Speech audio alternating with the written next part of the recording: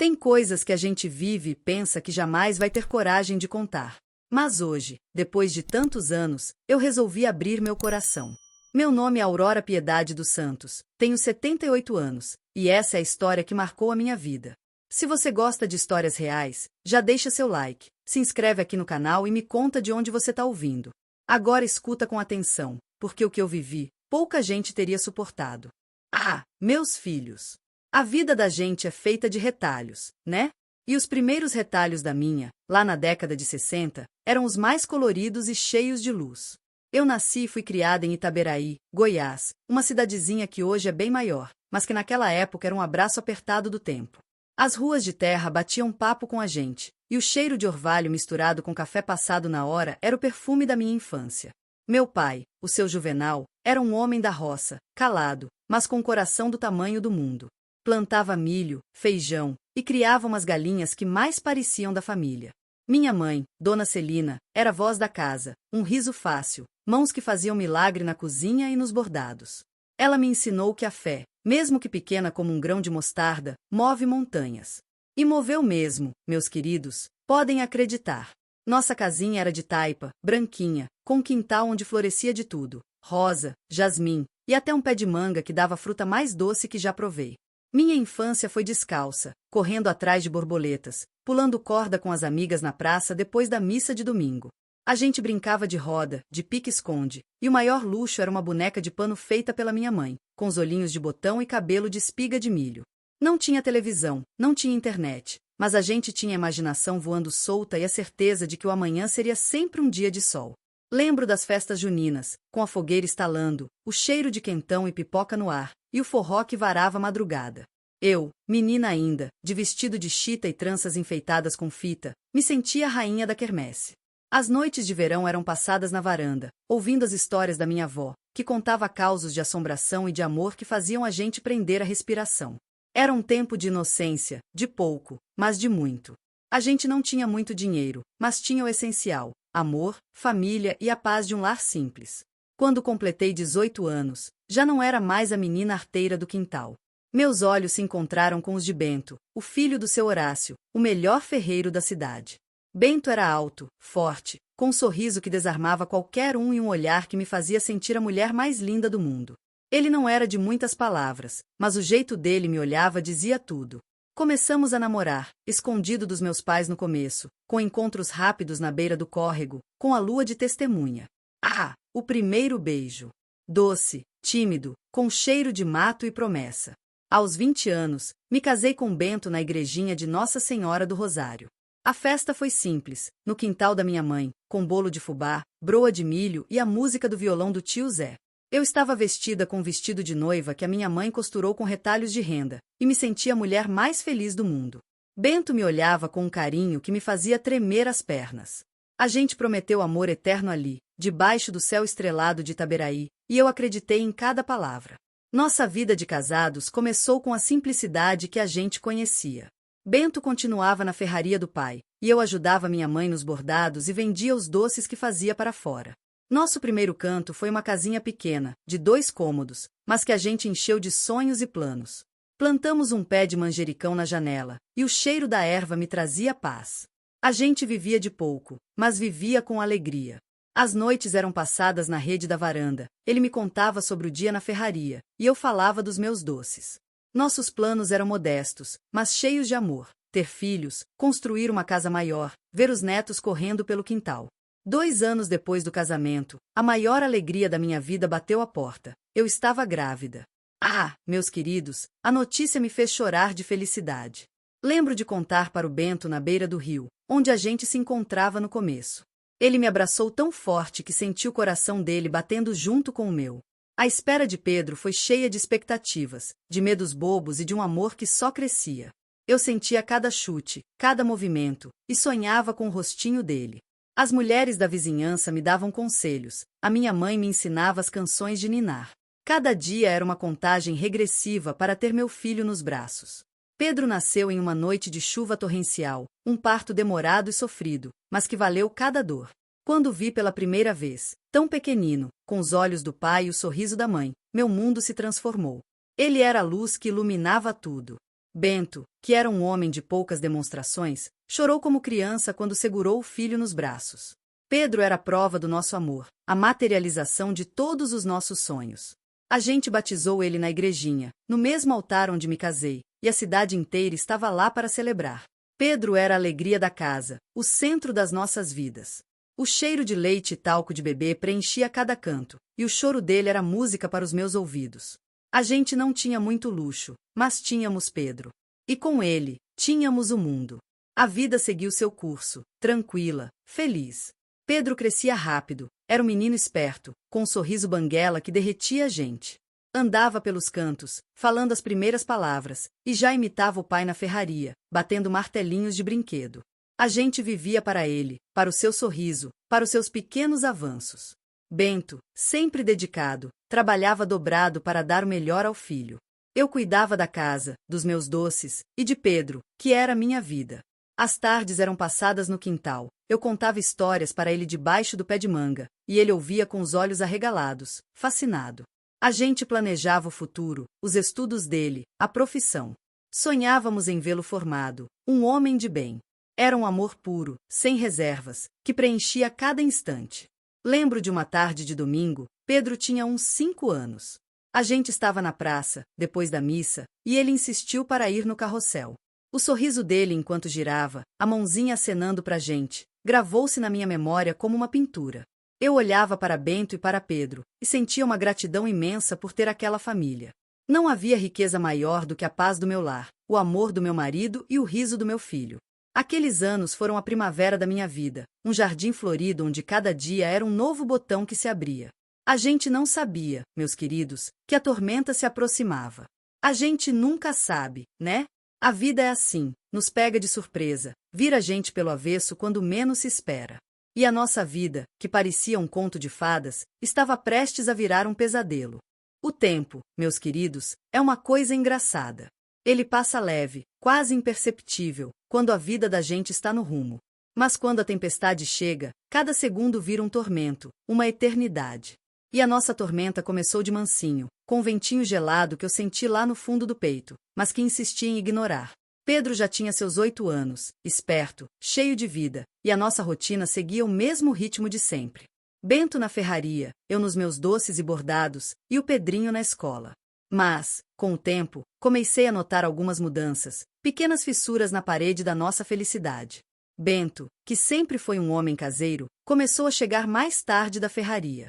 No começo, ele dizia que o trabalho estava apertado, que tinha muitas encomendas. Eu, ingênua, acreditava. Meu marido sempre foi de poucas palavras, e eu confundia o silêncio dele com cansaço. As desculpas foram ficando mais frequentes, e o cansaço dele, mais evidente. O cheiro de suor e ferro da ferraria, que antes eu sentia em suas roupas, foi dando lugar a um perfume diferente, suave, adocicado, que eu não reconhecia. Tentei disfarçar minha inquietação, perguntando de quem era aquele cheiro, mas ele sempre desconversava, dizia que era de alguma vizinha que passava na rua. As manhãs, que antes eram cheias de conversas e planos para o dia, foram ficando silenciosas. Ele saía cedo, sem me beijar direito, e voltava à tarde, exausto, e se jogava na cama. Meu coração de mulher já sentia o frio da desconfiança, mas minha cabeça teimava em negar. Afinal, Bento era meu marido, pai do meu filho, o homem que eu amava e em quem confiava cegamente. Como ele poderia me enganar? As vizinhas, que antes me cumprimentavam com sorrisos largos e conversas animadas na feira, começaram a me olhar de um jeito diferente. Sussurros aqui e ali, olhares de pena, como se soubessem de algo que eu não sabia. Eu sentia os olhos delas nas minhas costas, o peso do julgamento pairando no ar. Mas eu era orgulhosa demais para perguntar, para me expor. Preferia me fechar na minha concha, fingir que nada estava acontecendo. Uma tarde, estava na praça com Pedro, e uma dessas vizinhas, a dona Clarice, que sempre foi mais direta, se aproximou com um olhar de dó. Aurora, minha filha, a vida da gente é cheia de provações, não é mesmo? Ela disse, com a voz baixa. Eu apenas acenei com a cabeça, meu coração já apertado. Ela continuou, dizem que na casa do seu Horácio, na ferraria, tem uma moça nova ajudando Bento. Uma tal de Marisa, morena, dos olhos claros. Muito bonita, dizem. Aquela frase, dita com tanto cuidado, caiu sobre mim como um raio. Marisa. O nome ecoou na minha cabeça, e o cheiro doce que eu sentia nas roupas do Bento, de repente, fez todo sentido. Eu senti meu sangue gelar, o mundo girar ao meu redor. Pedro, inocente, brincava com os amigos, alheio à tempestade que se formava sobre a nossa família. Voltei para casa com a alma em frangalhos. Aquele dia foi o mais longo da minha vida. Eu preparei o jantar, mas a comida não tinha sabor. Olhava para Bento e sentia um nó na garganta, uma mistura de raiva, tristeza e incredulidade. Ele parecia o mesmo, sentado à mesa, conversando com Pedro sobre a escola. Mas para mim, ele já era um estranho. À noite, depois que Pedro dormiu, reuni toda a coragem que me restava e encarei Bento. Minha voz saiu trêmula, quase um sussurro. Bento, quem é Marisa? Ele se sobressaltou, e o sangue fugiu do seu rosto. O silêncio que se seguiu foi o mais ensurdecedor da minha vida. Ele tentou mentir, desconversar, mas seus olhos, que antes eram tão honestos, agora me entregavam a verdade. Aurora, não é nada disso que você está pensando. É só uma ajuda lá na ferraria, o pai dela é amigo do meu pai. Ele balbuciou, as palavras tropeçando umas nas outras. Mas eu já não conseguia mais ouvir. A imagem daquela Marisa, morena, de olhos claros, como Dona Clarice descrevera, se formava na minha mente, e eu sentia um ódio crescer no meu peito. Eu o acusei, as palavras jorrando como uma torrente de dor. Ele se encolheu, sem ter como se defender. A traição era um punhal que se cravava no meu coração. Naquela noite, a casa, que antes era o nosso refúgio, se transformou em um campo de batalha. Não houve gritos, apenas sussurros carregados de mágoa e desilusão. Eu chorei, chorei com a alma. Chorei pela minha inocência perdida, pelo meu casamento que se desfazia diante dos meus olhos, pela família que eu idealizara e que agora se revelava uma mentira. Bento, em sua covardia, não teve sequer a dignidade de confessar de uma vez. Ele negava, tentava minimizar, mas seus olhos baixos e a respiração ofegante entregavam a sua culpa. Os dias que se seguiram foram um inferno. Eu acordava com um peso no peito, a dor da traição me acompanhando como uma sombra. As manhãs eram uma tortura.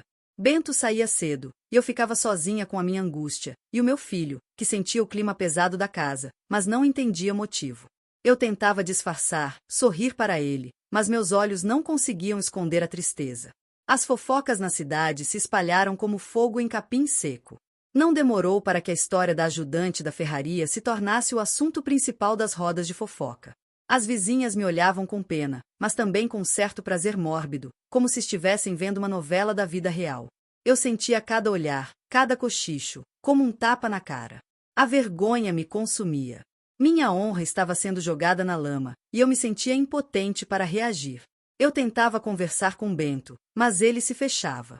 As desculpas esfarrapadas, as promessas de que ia mudar, de que era um erro, não me convenciam mais. Eu sentia que ele estava se distanciando, que o amor que um dia nos uniu estava se esvaindo. Eu me sentia invisível, uma sombra na sua vida.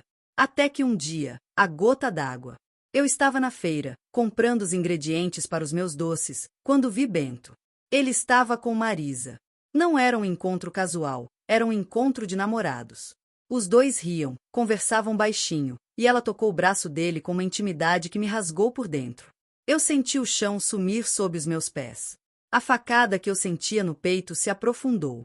Meu mundo, construído em cima de tanto amor e confiança, ruiu em segundos. Eu não aguentava mais. Aquele dia, voltei para casa com as sacolas cheias, mas com a alma vazia. Pedro, que sempre foi um menino perceptivo, começou a me questionar. Mamãe, por que você está triste? Papai não está em casa de novo? Eu não sabia o que dizer para ele. Como explicar para uma criança de 8 anos que o pai dele estava me traindo, que a família que ele tanto amava estava se desfazendo? Eu me sentia a pior mãe do mundo por não conseguir proteger meu filho daquela dor. A dor da traição se misturava com a dor da humilhação pública. As pessoas na rua já não me olhavam com pena, mas com deboche. Eu me sentia um alvo, uma piada. Minha autoestima, que já não era das melhores, desceu ao chão. Eu me perguntava o que tinha feito de errado, o que havia em mim que não era suficiente para manter o amor do meu marido.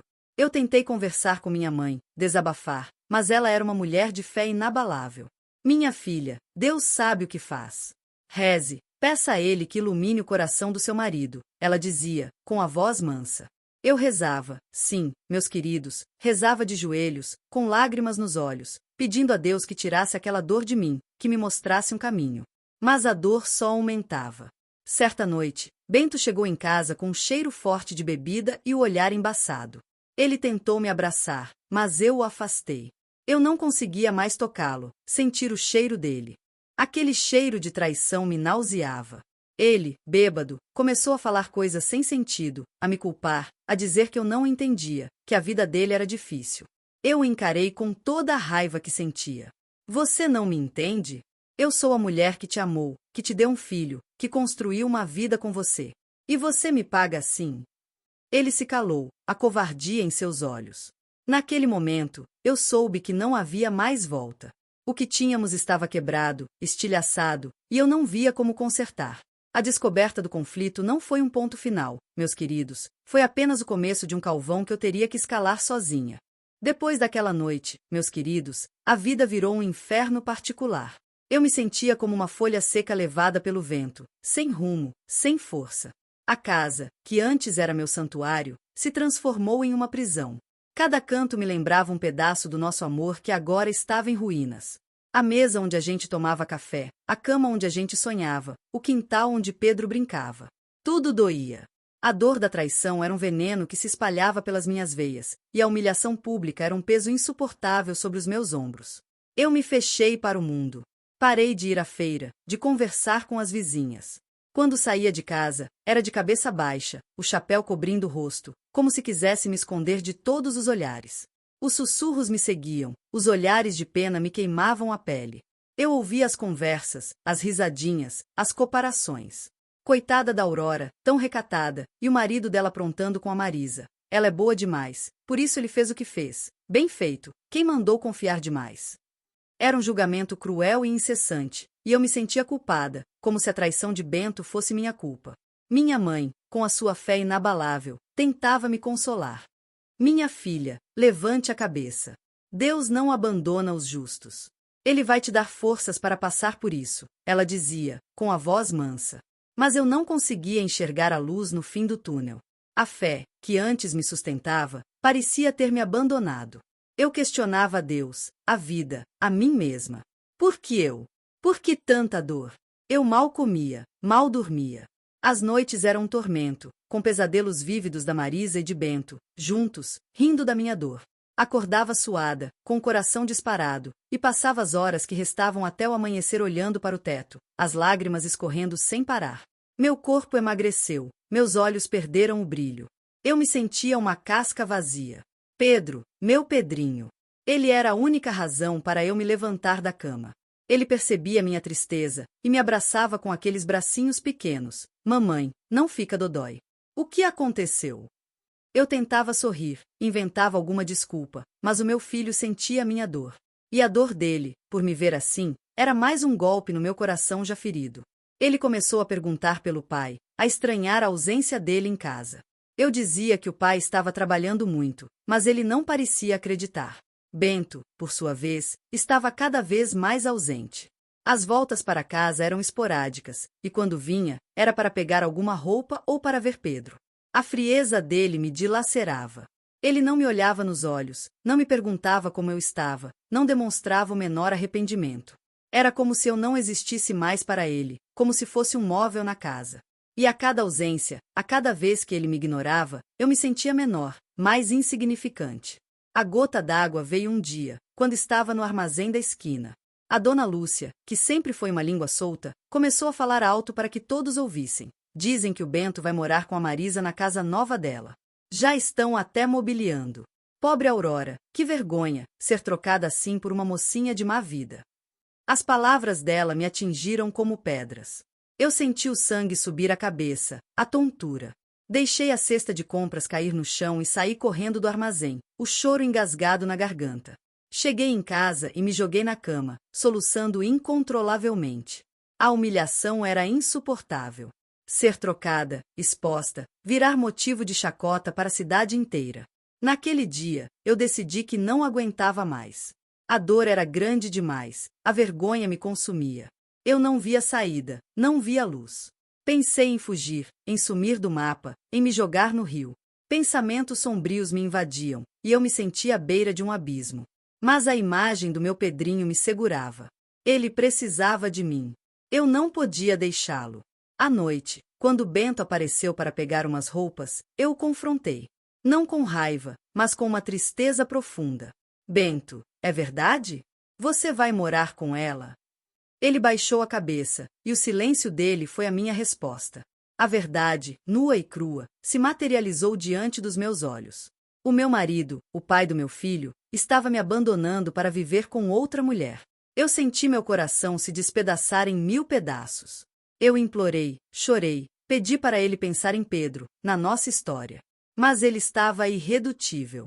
Disse que não me amava mais, que ela o fazia feliz, que eu merecia alguém melhor. As palavras dele foram como navalhas, cortando a minha alma. Ele me deixou, meus queridos. Foi embora sem olhar para trás, levando consigo o que restava da minha dignidade. Com a partida de Bento, a solidão me abraçou com força. Eu me sentia abandonada, sozinha no mundo, com um filho pequeno para criar e sem perspectivas. Minhas mãos, que antes faziam doces e bordados com tanto carinho, agora tremiam. Eu não conseguia me concentrar em nada. A dor era física, um peso constante no peito. O julgamento da sociedade não diminuiu, pelo contrário. A fofoca se tornou mais intensa. As mulheres me evitavam, como se a minha desgraça fosse contagiosa. Os homens me olhavam com olhares de desejo misturado com pena, como se eu fosse um objeto que havia sido descartado e agora estava disponível. Eu sentia nojo, raiva e uma profunda sensação de impotência. As dificuldades financeiras também começaram a apertar. Os doces e bordados que eu fazia não eram suficientes para sustentar a casa e a mim e Pedro. Eu tive que vender algumas coisas que Bento havia me dado, peças de roupa, algumas joias que eu guardava com carinho. Dava um aperto no coração, mas a necessidade era maior. Pedro, que antes tinha de tudo, agora sentia as privações. Eu me culpava por não conseguir dar a ele o que ele merecia. A minha fé, que a minha mãe tanto falava, estava por um fio. Eu rezava, mas sentia que minhas preces não alcançavam o céu. Eu me sentia abandonada por Deus, pelo mundo, por todos. A cada manhã, ao acordar, a primeira coisa que sentia era a dor, o vazio. A vida havia perdido sentido. Eu era apenas uma sombra do que um dia fui, uma mulher quebrada, humilhada, sem esperança. Eu me via afundando em um poço de escuridão, e não via como sair dali. Meus queridos, eu estava no fundo do poço, com a alma em pedaços e o coração sangrando. A queda foi dolorosa, e a cada passo eu sentia que não ia conseguir me reerguer. Mas a vida, a vida, ela nos surpreende, mesmo nos momentos mais sombrios. No fundo do poço, meus queridos, a gente só tem duas opções: ou a gente se entrega de vez, ou a gente encontra uma força que nem sabia que tinha. E foi ali, no meio da minha maior dor e humilhação, que uma faísca, bem pequenininha, acendeu dentro de mim. Pedro, meu filho amado, foi a minha luz. Eu estava sentada na varanda, em mais uma tarde cinzenta de solidão, olhando para o nada. Pedro, que tinha acabado de voltar da escola, se aproximou com um desenho na mão. Era um sol, amarelo e grande, e debaixo dele, uma família feliz, com um pai, uma mãe e um filho. Ele me entregou o desenho com um sorriso banguela e disse: "Mamãe, quando a gente vai ter um sol assim de novo?" Aquela frase, tão inocente, me atingiu como um raio. O desenho, aquele sol que ele havia pintado com tanto carinho, era um espelho da minha dor e da esperança dele. Olhei para o meu filho, tão puro, tão dependente de mim, e vi nos olhos dele não a pena que eu via nos olhos dos outros, mas um amor incondicional. Ele precisava de mim. Precisava de uma mãe forte, de uma mãe que o guiasse, que o protegesse. E eu, ali, me lamentando, chorando pelos cantos, não era a mãe que ele merecia. Naquele momento, como um estalo, uma voz gritou dentro de mim: "Chega! Chega de chorar, chega de se lamentar, chega de se esconder." Eu tinha que me levantar, não por mim, mas por ele. Pelo meu Pedrinho. Levantei-me da cadeira com uma força que eu não sabia que tinha. Fui até o espelho e encarei meu reflexo. Uma mulher abatida, com olheiras profundas, os cabelos sem brilho e os olhos vermelhos de tanto chorar. Mas por trás daquela imagem de derrota, vi um vislumbre de força. A força de uma mãe leoa que faria de tudo para proteger o seu filhote. Naquela mesma noite, eu tomei uma decisão. Não seria fácil, eu sabia. A cidade me julgava, Bento me abandonara, e a vida parecia me dar as costas. Mas eu não ia mais me render. Eu ia lutar. Lutar por mim, lutar por Pedro, lutar por um futuro diferente. A primeira coisa que fiz foi conversar com minha mãe. Contei a ela, com a voz embargada, a decisão que havia tomado. Ela me olhou com os olhos marejados, mas com um sorriso no rosto. Eu sabia que você ia encontrar essa força, minha filha. Deus não desampara. Pode contar comigo para o que precisar. O apoio dela foi um bálsamo para minha alma. Ter alguém que acreditava em mim, mesmo quando eu duvidava de mim mesma, era tudo o que eu precisava. No dia seguinte, comecei a mudar. Comecei pelas pequenas coisas. Arrumei a casa, que estava empoeirada e bagunçada. Lavei as roupas que estavam acumuladas, fiz uma faxina geral, como se estivesse varrendo a tristeza de dentro de casa. Tomei um banho demorado, arrumei o cabelo, coloquei um vestido limpo. Não era muito, mas era um começo. Era um sinal para mim mesma de que eu estava recomeçando. Decidi que precisava de uma fonte de renda mais estável. Os doces e bordados eram bons, mas não suficientes. Lembrei que, na minha juventude, eu sempre fui boa em contar histórias, em envolver as pessoas com as minhas palavras. Eu adorava ler, e tinha uma memória prodigiosa para os causos que minha avó contava. E se eu pudesse usar isso? Lembrei que o seu Manuel, o dono da rádio comunitária da cidade, sempre me dizia que eu tinha uma voz bonita e que devia tentar trabalhar com locução. Na época, eu ria, achava bobagem. Mas agora, a ideia parecia uma luz no fim do túnel. Decidi que ia procurá-lo. O dia em que fui à rádio foi um misto de nervosismo e esperança. As pernas tremiam, o coração batia forte. Seu Manuel me recebeu com um sorriso acolhedor.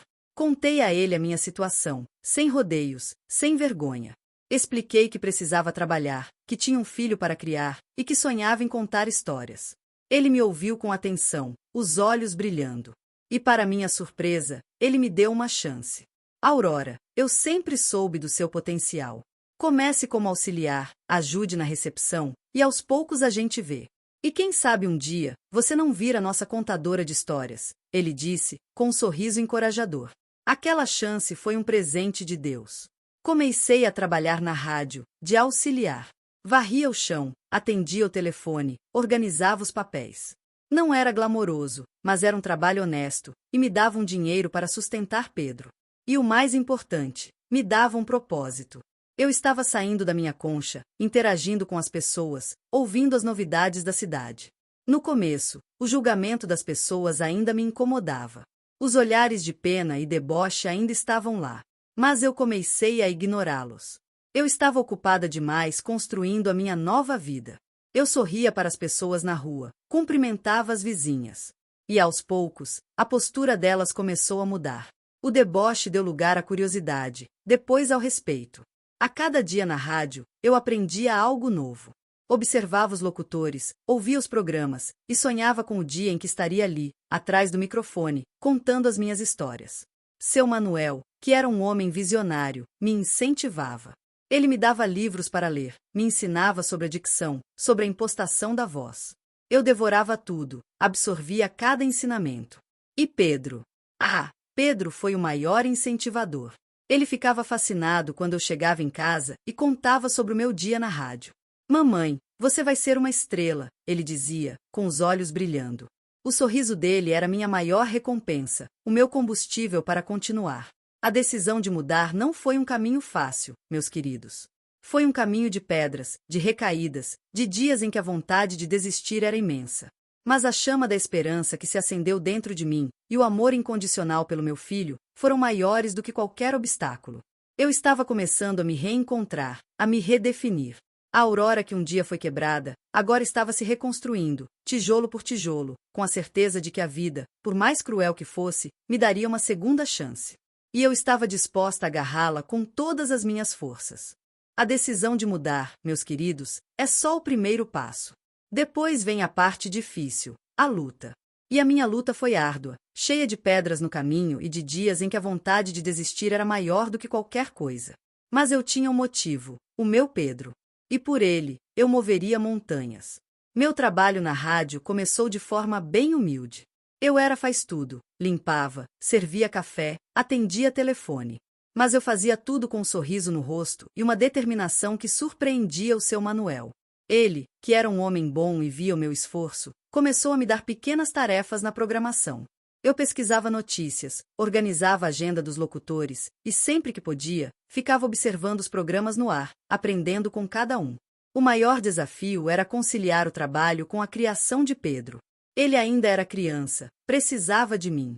Eu trabalhava de manhã, voltava para casa para almoçar com ele, e à tarde eu levava para a casa da minha mãe, que o cuidava com o amor que só a avó tem.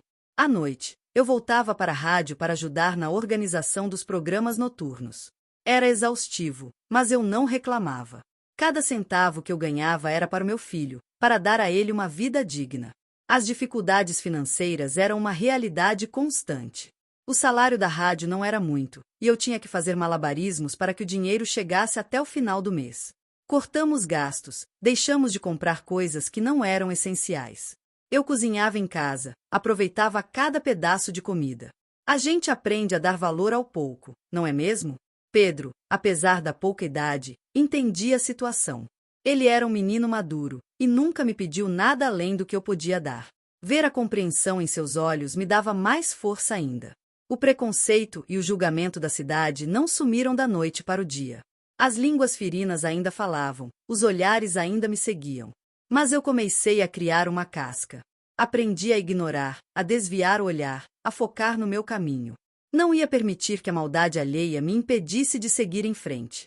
Houve dias em que eu chorava escondida no banheiro da rádio, mas eu secava as lágrimas, respirava fundo e voltava para o meu trabalho. Eu era uma sobrevivente e não ia me render. Aos poucos, seu Manuel começou a me dar mais oportunidades. Ele me deixava escrever pequenos textos para os anúncios, depois para as vinhetas. Minha voz, que antes era só para minha família, começou a ecoar pelos corredores da rádio. E a cada texto que eu lia, a cada vinheta que eu gravava, eu sentia uma alegria que me preenchia. Era como se a minha voz estivesse encontrando seu lugar no mundo. Um dia, o locutor do programa da tarde ficou doente de repente. Seu Manuel, desesperado, me pediu para substituí-lo. Meu coração disparou. Eu, uma mulher simples do interior, que havia sido humilhada e abandonada, agora teria chance de falar para a cidade inteira. O nervosismo era imenso, as mãos suavam. Mas eu respirei fundo e encarei o microfone. No início, minha voz tremia, mas aos poucos, as palavras foram saindo com mais confiança. Eu falava sobre o dia a dia, sobre as notícias da cidade, sobre as músicas que tocavam. E, de repente, algo mágico aconteceu. As pessoas começaram a ligar. Queriam mandar beijos, pedir músicas e, o mais importante, queriam me ouvir.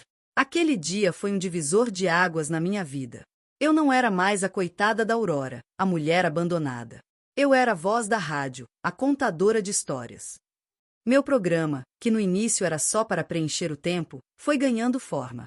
Eu comecei a contar causos da cidade, histórias de superação, de amor, de fé. Minha voz, que antes era triste e melancólica, agora transmitia esperança, alegria e emoção. As pessoas se identificavam com as minhas histórias, com a minha simplicidade. Mas a vida, meus queridos, sempre nos prega peças. Justo quando as coisas começavam a se acertar, Bento reapareceu. Ele estava mal, acabado, e veio me procurar.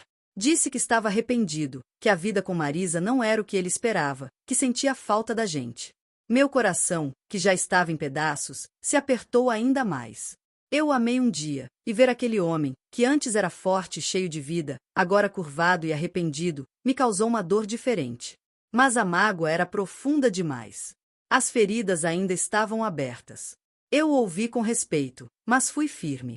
Disse a ele que não havia mais volta, que eu havia seguido em frente, e que o meu foco era o meu filho.